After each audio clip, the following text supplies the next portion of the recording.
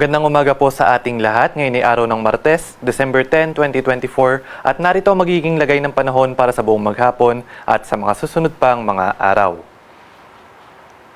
Sa kasalukuyan ay patuloy na umiiral itong shear line o yung salubungan ng amihan at ng hanging nagmumula sa karagatang Pasipiko at siyang nakakaapekto sa may silangang bahagi ng Central at Southern Luzon. Naasahan pa rin na maulap na kalangitan at kalat-kalat na mga pag-ulan sa ilang bahagi dito sa may Metro Manila, gayon din sa may bahagi ng Calabarzon, Bicol Region, sa ilang bahagi ng Central Luzon at ilang bahagi rin ng Mimaropa.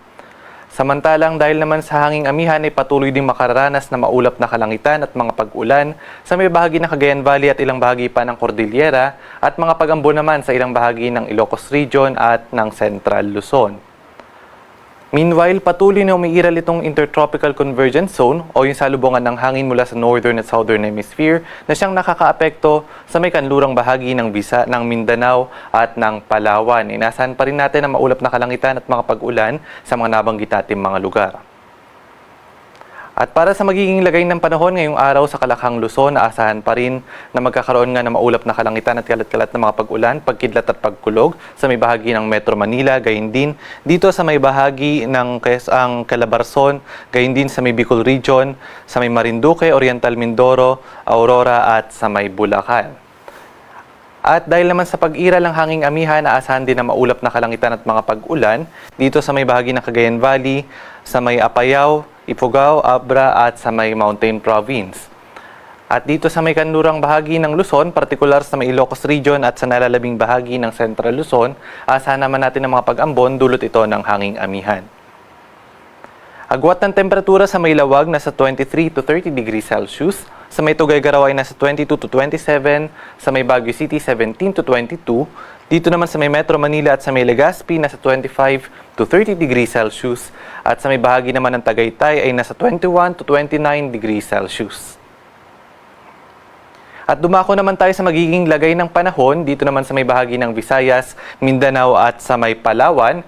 Asahan pa rin nga natin ang maulap na kalangitan at mga pag-ulan dulot ng Intertropical Convergence Zone o ng ITCZ sa may bahagi ng Zamboanga del Norte at sa may Palawan. At dito naman sa nalalabing bahagi ng Visayas at Mindanao, generally magkakaroon lamang ng mga isolated rain showers or thunderstorms. Agwat ng temperatura sa may Iloilo, Metro Cebu at sa may Tacloban nasa 26 to 32 degrees Celsius. At dito naman sa may bahagi ng Palawan, sa may Puerto Princesa at sa may Kalayaan Islands nasa 25 to 30 degrees Celsius. At sa may bahagi naman ng Cagayan de Oro, 24 to 31. At sa may Zamboanga City, 25 to 33. At dito na sa may bahagi ng Metro Davao ay nasa 25 to 32 degrees Celsius.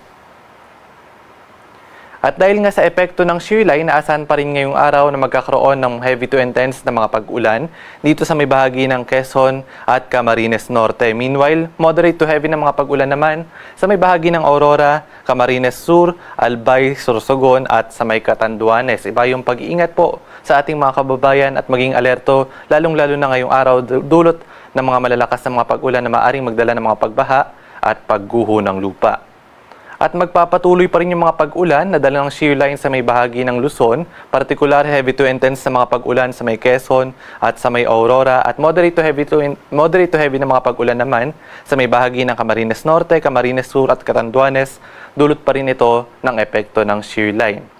At dito naman sa bahagi ng Mindanao, aasahan din na moderate to heavy na mga pag-ulan sa may Surigao del Norte, sa may Dinagat Islands, gayon din dito sa may Surigao del Sur, sa may Davao Oriental, Zamboanga del Norte at sa may Zamboanga Sibugay.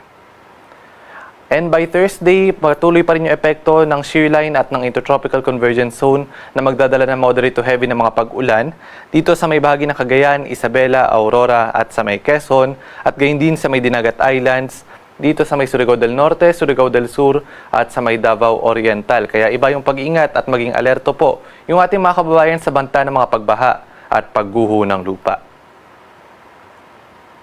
At ngayong araw nakataas din yung ating gale warning sa mga baybayin ng Ilocos Norte, Cagayan kasama yung Babuyan Islands, Isabela, gayon din sa may Northern Aurora at sa may northern and eastern coast ng Polillo Islands, sa may Camarines Norte, Camarines Sur, at sa may northern and eastern coast ng Catanduanes.